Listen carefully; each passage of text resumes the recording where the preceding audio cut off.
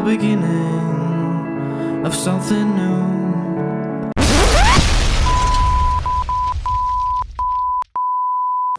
Complete and total rookie move.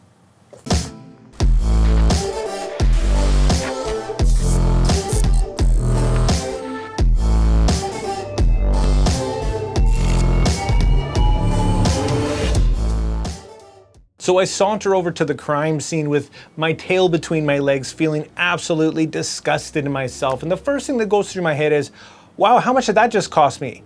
Completely avoidable, ridiculous move. I even knew the altitude of that pretty much only obstacle in my way for kilometers and thought to myself, nah, I'll be fine. Total rookie move. So I get over there and the thing's still twitching on the ground, literally. I'm thinking, this is it. I just bought myself a new drone. Might as well throw this thing in the garbage. And to my surprise, well, I pick it up and of course the ND filter is nowhere to be found. That thing's long gone. And look how hard I hit it. This thing was hit hard. This is full tilt into this thing. Let's have another look at that. So I'm going full tilt into this power line. And when I picked it up, I really couldn't believe it. It's got some grass on it and a little bit of tuft of grass and weeds or whatever you want to call it. And as I picked that off, it's actually looks pretty decent. All propellers are there. One of the arms is kind of folded underneath, but actually to my surprise, the only thing that was actually left was this little kind of grass stain right here. And other than that, well, I'm happy to say that this thing was completely and absolutely untouched. I literally threw it up in the air 3 minutes later and kept filming. So the durability of this little 249 gram drone, something going that fast and that's this small, you're really thinking that's it. But I'm really happy to report that this thing is probably a little bit more durable than you think. And again, having said that, it all depends on how you hit it and what you hit. And I've seen a lot of horror stories out there, but maybe I just got lucky. So today I'm going to talk about just a few things, what not to do to crash this thing, some tips and tricks that I've come to kind of use and show you guys how not to crash and how to get some good footage out of this thing, because it is a great tool, it's inexpensive, and it's great for maybe YouTubers and creators like me who aren't relying on this drone for professional work. It's great for pictures, it's decent for video, shooting 2.7K. Yeah, not the 4K, but it does the job. Let's have a look at some of the stuff that I've captured with this drone.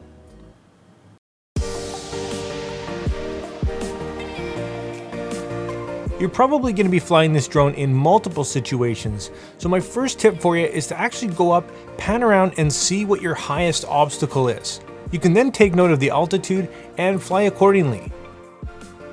Looking straight down can often give you some really interesting and dramatic footage.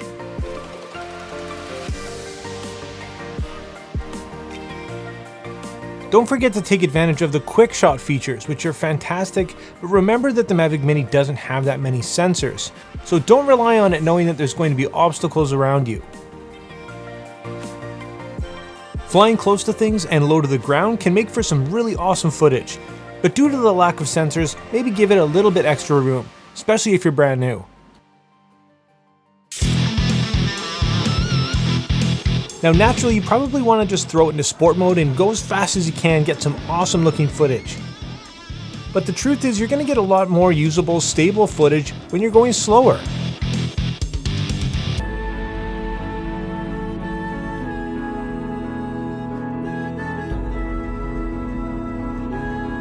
I guess it really depends on what you're going for. But one thing I can suggest every time is always shoot a little bit longer than you think you need to. This can really help when you're slowing down or speeding things up in post.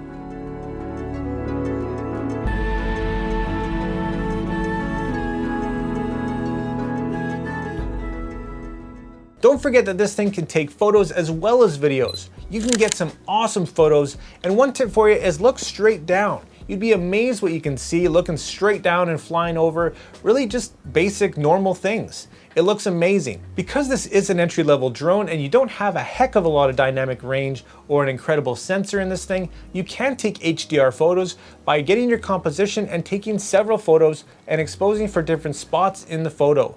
Blending them in post afterwards is going to give you a lot better outcome.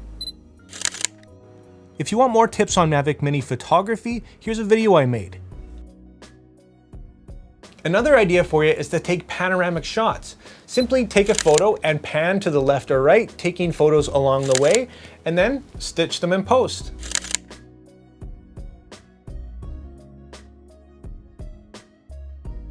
Now this little drone's pretty good right out of the box with everything that you need, but one accessory that I would recommend to you is a set of neutral density filters.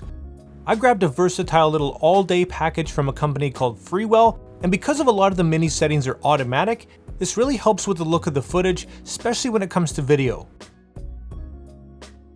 Here's an example of some footage with and without a neutral density filter. You can see that it lets the Mini handle highlights a lot better and keep your shutter speed reasonable. Most likely in the set that you choose, you'll have different filters for different situations.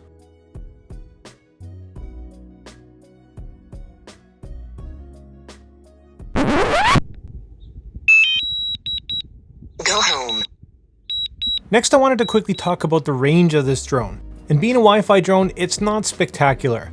I usually get between 500 and 700 meters before I end up losing connection and it coming home. So a really important tip for you is make sure that your return to home altitude is set higher than your known obstacles in the area. And that way, if you do lose signal, you're not going to fly into a tree or whatever. One inexpensive way to help with the range issue is a range extender. They're cheap little accessories that you can pick up for next to nothing, throw them on and have a bit more confidence when it comes to overall range, stability, and reduction in flyaways and whatnot. They also actually do work quite well when it comes to actually extending the overall range of the drone. I do have a whole video on range tips and tricks for your Mini if you are interested in that as well. If you are experiencing range issues, the first thing I want you to check is in your controller's transmission settings. Your drone's actually scanning in real time different frequencies and channels, and from the factory it's set on auto, which doesn't always do the best job. Monitor the channels that are around you, and if you are having issues, switch over to manual and set the one that looks the best. So wrapping up guys, there's my experience with crashing the Mini, as well as some tips for you, so maybe and hopefully you don't. And honestly, if I did smash my Mavic Mini and it broke, I'd probably actually just buy another one. So I've been really happy with it, and I think you will too if you're just looking at it. And if you are an owner, hopefully this video did help you out. If it did, consider hitting that like and subscribe button. Drop all your questions and your comments down below as usual. And like always, make mistakes, be yourself, and get out there and take some more pictures. See you next time, guys.